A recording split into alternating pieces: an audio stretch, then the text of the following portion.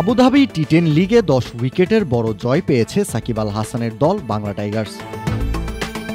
এর আগে নর্দার্ন ওয়ারিয়র্সের বিপক্ষে বল হাতে সাকিবের শুরুটা ছিল বেশ আশাজাগানিয়া।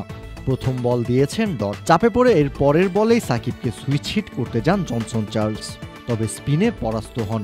হয়নি পারফেক্ট টাইমিং, বল উঠে যায় আকাশে, বাতাসে ভেসে ভেসে ক্যাচ চলে যায় শর্ট থার্ড ম্যান অঞ্চলে। কিন্তু ক্যাচটা তালুবন্দি করতে ব্যর্থ হন বাংলা টাইগার্সের ফিল্ডার ইমরান খান। সহজ ক্যাচ মিস করায় উইকেট পাওয়া থেকে বঞ্চিত হন সাকিব। এরপরের বলে একটা ছক্কা হজম করা সহ ওই ওভারে মাত্র 9 রান দিয়েছেন আল হাসান। তবে এই ম্যাচে দারুণ এক দৃষ্টান্ত স্থাপন করেছেন আল হাসান। প্রতিপক্ষ দল নর্দার্ন ওয়ারিয়র্সে খেলছেন সাকিবের বন্ধু জিয়াউর রহমান, তাকে নিজের একটা ব্যাট দিয়েছেন ব্যাটিং করার জন্য। জিয়াউর রহমান সাকিবের ব্যাট দিয়ে খেলছেন, এর প্রমাণ পেতে দেখতে হবে আগের ম্যাচে ইউপি নবাবের বিপক্ষে কি ব্যাট দিয়ে খেলেছেন জিয়াউর।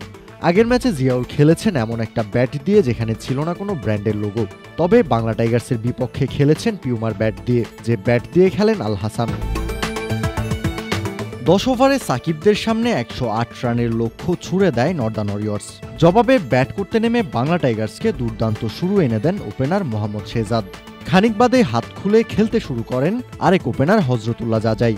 শেহজাদ এবং জাজাইয়ের ব্যাটিং তোপে আর চিন্তায় করতে হয়নি বাংলা টাইগার্সের বাকি ব্যাটারদের।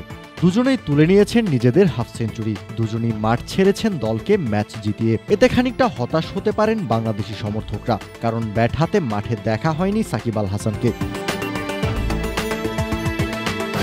কাউসার শান্ত, ক্রিক ফ্রেঞ্জি।